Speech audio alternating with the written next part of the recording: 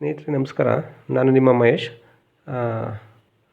ಸ್ನೇಹಿತರೆ, ನಾನು ಇವತ್ತಿನ ಒಂದು ವಿಡಿಯೋದಲ್ಲಿ ಒಂದು ವಿಭಿನ್ನವಾದ ಬೆಳೆ, ಅಂದರೆ ಪ್ರತಿಯೊಬ್ಬರು ಕೂಡ ಬೆಳೆಯಲ್ಲ, ತುಂಬ ವಿರಳ ಬೆಳೆ ಇದು. ಸುತ್ತಮುತ್ತ ನೋಡಿದ್ರೆ ಗೊತ್ತಾಗುತ್ತೆ. ಒಂದು ಪಪ್ಪಾಯ ಬೆಳೆ ಏನಿದೆ ಅದ್ರ ಬಗ್ಗೆ ನಿಮಗೆ ಮಾಹಿತಿ ಕೊಡೋಣ ಅಂತ ಅಂದ್ಕೊಂಡಿದ್ದೀನಿ. ಯಾಕೆಂದರೆ ಪ್ರತಿಯೊಂದು ಬೆಳೆನೂ ಎಲ್ಲರೂ ಕೂಡ ಬೆಳೀತಾ ಇರ್ತಾರೆ. ಅದೇ ಬೆಳೆ ಬೆಳೆದಾಗ ನಿಮಗೇನಾಗುತ್ತೆ, ಬೆಳೆ ಬರಬಹುದು, ಇಲ್ಲ ಇಳುವರಿ ಕಮ್ಮಿ ಬರಬಹುದು, ಇಲ್ಲ ಬೆಳೆ ಚೆನ್ನಾಗಿ ಬಂದು ನಿಮಗೆ ರೇಟ್ ಸಿಗದೇ ಇರಬಹುದು.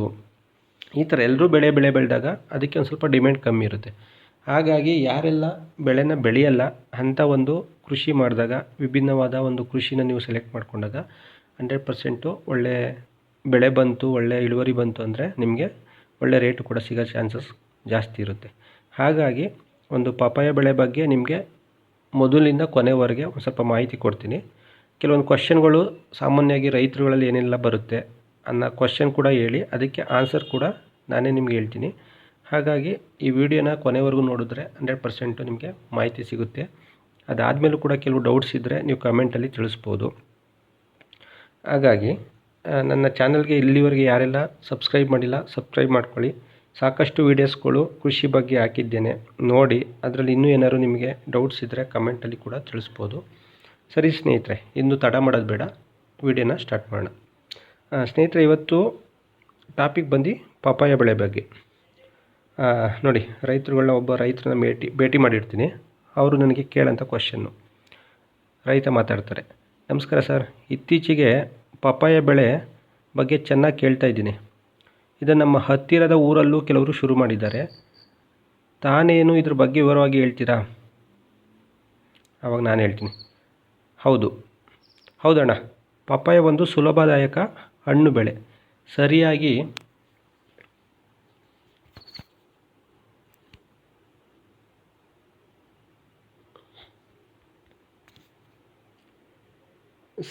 ತಯಾರಿ, ಪೋಷಣೆ ಮತ್ತು ಮಾರುಕಟ್ಟೆ ಇದ್ದರೆ ಇದು ನಿಮಗೆ ಉತ್ತಮ ಆದಾಯವನ್ನು ನೀಡಬಹುದು. ಆಗ ರೈತರು ಕೇಳ್ತಾರೆ, ಸರಿ ಸರ್, ಮೊದಲು ಇದರ ಹವಾಮಾನ ಮತ್ತು ಮಣ್ಣು ಯಾವ ರೀತಿ ಬೇಕಾಗುತ್ತೆ ಅಂತ.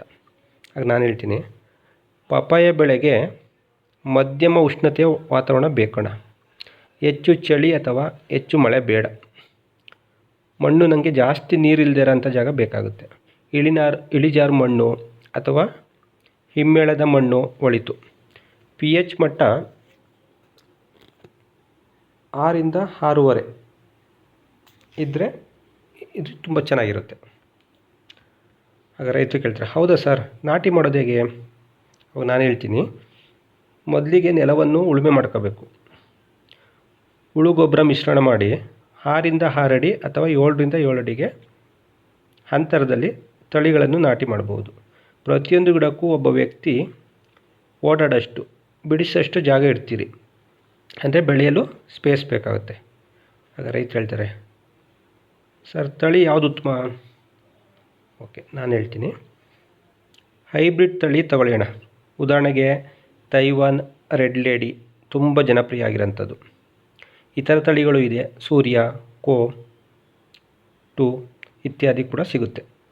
ರೈತರು ಕೇಳ್ತಾರೆ, ಗೊಬ್ಬರ ಮತ್ತು ನೀರಾವರಿ ಬಗ್ಗೆ ಹೇಳಿ ಸರ್.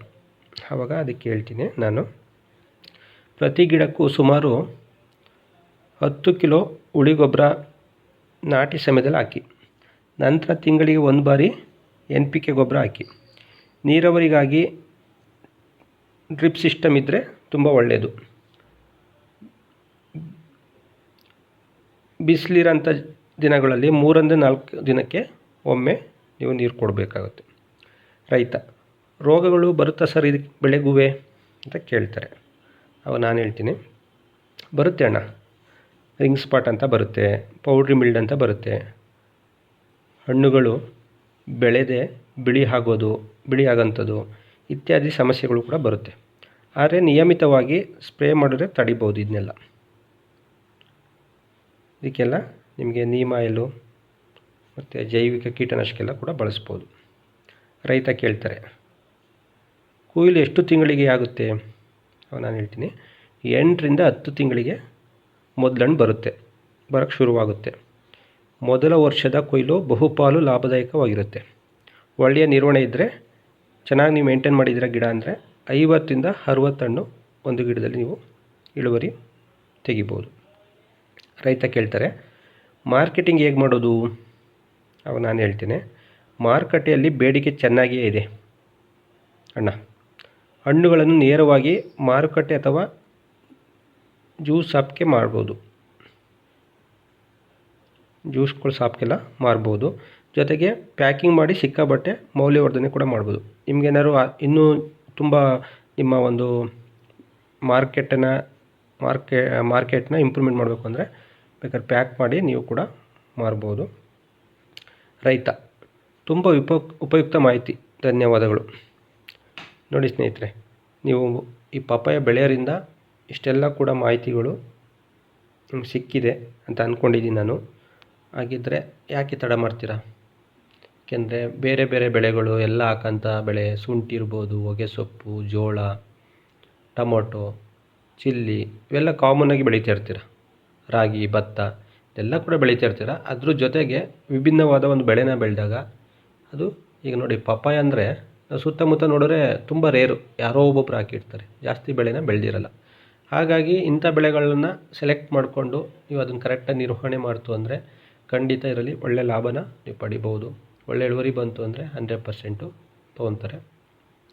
ಕೆಲವೊಂದು ಕಾಯಿಗಳೆಲ್ಲ ಆಲ್ರೆಡಿ 2 ಬ್ಯಾಚು 3 ಬ್ಯಾಚು ಈ ಥರ ಉಳ್ಕೊಳ್ಳುತ್ತೆ, ಚಿಕ್ಕದು ಉಳ್ಕೊಬಿಡುತ್ತೆ, ಅದು ಹಣ್ಣಾಗಲ್ಲ, ಮತ್ತು ಮಾರ್ಕೆಟಲ್ಲಿ ಯಾರೂ ತೊಗೊಳ್ಳಲ್ಲ. ಆ ಥರ ಇದ್ದಾಗ ನಿಮಗೆ ಈ ಬೇಕ್ರಿಗಳಲ್ಲೆಲ್ಲ ಇದು ಮಾಡ್ತಾರೆ ನೋಡಿ, ಏನು ಅಂದರೆ ನೋಡಿ ಸ್ನೇಹಿತರೆ, ಚಿಕ್ಕ ಹಣ್ಣು ಅಂದರೆ ಹಣ್ಣು ಬರೋಕ್ಕೆ ಮುಂಚೆ ಕಾಯಿ ಇರುತ್ತಲ್ಲ, ಲಾಸ್ಟ್ ಸ್ಟೇಜಲ್ಲಿ ಅಂಥದ್ದೆಲ್ಲ ಬೇಕ್ರಿಗಳಲ್ಲಿ ನೀವು ಸೇಲ್ ಮಾಡ್ಬೋದು. ಅಂದರೆ ಬೇಕ್ರಿಯವರು ದಿಲ್ಪಸಂದ್ ಮಾಡಲಿಕ್ಕೆ ಅದಕ್ಕೆಲ್ಲ ಉಪಯೋಗಿಸ್ಲಿಕ್ಕೆ ತೊಗೊತಾರೆ. ನೀವು ಸರಿಯಾಗಿ ಕರೆಕ್ಟಾಗಿ ನಿರ್ವಹಣೆ ಮಾಡಿದ್ರೆ 1.5 3 ಲಕ್ಷವರೆಗೆ ಒಂದು ಎಕರೆಗೆ ನೀವು ಪಪ್ಪಾಯದಲ್ಲಿ ಸಂಪಾದನೆ ಮಾಡ್ಬೋದು. ಕೊನೆಯದಾಗಿ ರೈತ ಬಂಧುಗಳಿಗೆ ಕೊಟ್ಟಿರೋಂಥ ಮಾಹಿತಿ ಸಂಪೂರ್ಣವಾಗಿ ಇಷ್ಟ ಆಗಿದೆ ಅಂತ ಅಂದ್ಕೊಂಡಿದ್ದೀನಿ. ನಿಮಗೆ ಉಪಯುಕ್ತ ಆಗುತ್ತೆ ಅಂದ್ಕೊಂಡಿದ್ದೀನಿ. ನಿಮಗೆ ಉಪಯುಕ್ತ ಆಗಿದೆ ಅಂದರೆ ನನ್ನ ವೀಡಿಯೋನ ಲೈಕ್ ಮಾಡಿ, ಶೇರ್ ಮಾಡಿ, ಮತ್ತು ನನ್ನ ಒಂದು ಚಾನಲ್ಗೆ ಸಬ್ಸ್ಕ್ರೈಬ್ ಮಾಡಿ ಅಂತ ಹೇಳ್ತಾ, ನಿಮ್ಮದೇನೇ ಕ್ವೆಶ್ಚನ್ ಇದ್ದರೂ ಕಮೆಂಟ್ ಬಾಕ್ಸಲ್ಲಿ ತಿಳಿಸ್ಬೋದು ಅಂತ ಹೇಳ್ತಾ ಈ ವಿಡಿಯೋನ ಮುಗಿಸ್ತಾ ಇದ್ದೀನಿ. ಎಲ್ಲರಿಗೂ ಒಳ್ಳೆಯದಾಗಲಿ ಸ್ನೇಹಿತರೆ. ನೆಕ್ಸ್ಟ್ ಒಂದು ವೀಡಿಯೋದಲ್ಲಿ ಒಂದು ಹೊಸ ವಿಚಾರದ ಬಗ್ಗೆ ನೆಕ್ಸ್ಟ್ ವೀಡಿಯೋದಲ್ಲಿ ಸಿಗೋಣ ಅಂತ ಹೇಳ್ತಾ, ಎಲ್ಲರೂ ಒಳ್ಳೆಯದಾಗಲಿ. ಸರ್ವೇ ಜನ ಸುಖಿನೋ ಭವಂತು. Take care. Bye. Take care. ಬಾಯ್.